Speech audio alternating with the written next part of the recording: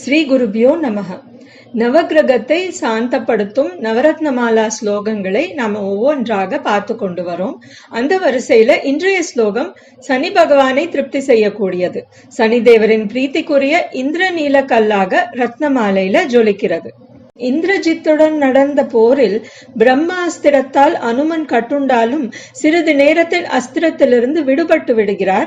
எனினும் ராவணனை நேரில் கண்டு தூதனுக்குரிய கடமையை நிறைவேற்ற இதைவிட சிறந்த சந்தர்ப்பம் அமையாது என்பதால கட்டுண்டது போல தம்மை காட்டிக்கொண்டு ராவணன் அரசவையில் நுழைகிறார். தான் யார் என்பதை பிரகடனப்படுத்திக் கொள்ளும் ஸ்லோகம். ராவணனுக்கு மட்டும் இல்லாம பக்தர்களுக்கும் தான் யார் என்று தன்னை அறிமுகப்படுத்தும் விதமாக இப்பாடல் அமைந்துள்ளது.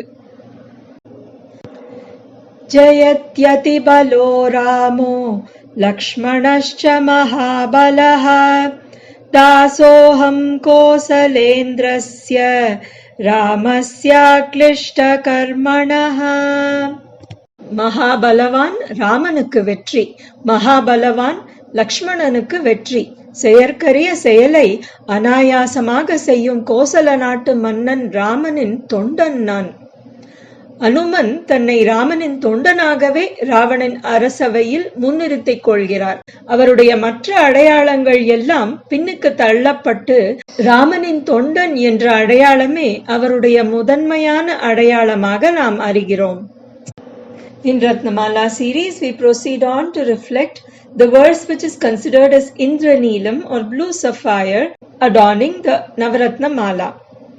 Blue sapphire is auspicious for pleasing deity Shanishwara, who is ruling planet Saturn.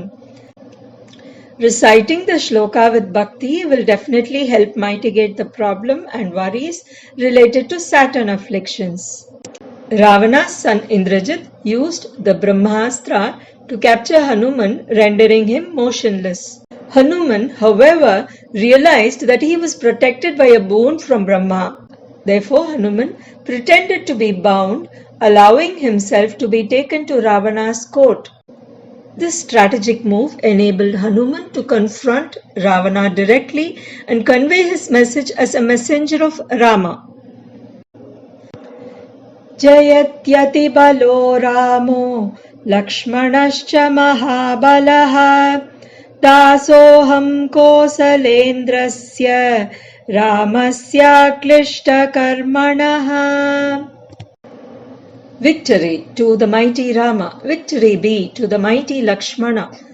I am the servant of efficient and skilled Sri Rama, king of Koshala. Hanuman's bhakti shines as we notice that Hanuman's introduction primarily talks about his lordship towards Rama. His predominant identity proclaims that he is born to serve Rama. அடுத்த ஒரு பதிவில் சந்திக்கலாம். இறைவன் திருவடியை கடமும் மறவாதிருப்போம்.